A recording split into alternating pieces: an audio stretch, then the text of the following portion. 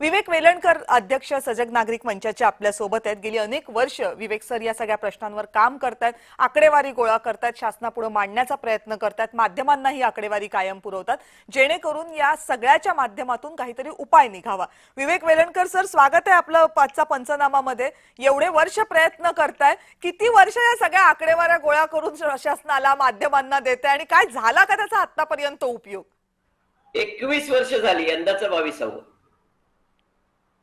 पण नेहमीची येतो मग पावसाळ्यासारखं नेहमीची येतो खड्ड्यांचा मेळा, अशी आत्ताची परिस्थिती महाराष्ट्रभर आहे। आणि ही लहान गल्ल्यांपासून ते राष्ट्रीय राज्य महामार्गांपर्यंत सगळीकडे हीच परिस्थिती आहे। रस्ते कॉन्क्रीटचे असोत, रस्ते डांबरी असोत, काही असलं तरी हीच परिस्थिती।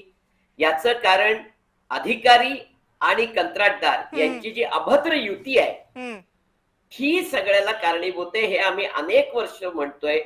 आजपर्यंत एकही अधिकारी घरी गेला नाही, एकही कॉन्ट्रॅक्टरला दंड झाला नाही, शिक्षा झालेल्या नाहीत, लोकांचे जीव गेलेत, पण आजपर्यंत एकावरही सदोष मनुष्यवधाचा गुन्हा दाखल झालेला नाही। त्यामुळे यांना फिकीरच नाही, यांना भीती पण नाही।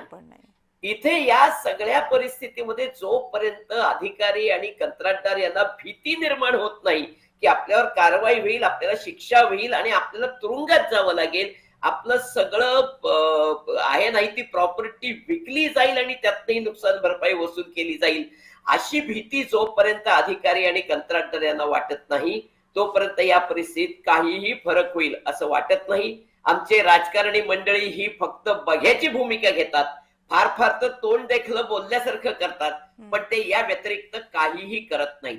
आता जवळपास सगळ्या महापालिकांमध्ये प्रशासक राज्य आहे, म्हणजे याचा अर्थ राज्य शासनाची याच्यावर पूर्णपणे कमांड आहे, पण तरीही फरक पडलेला नाही।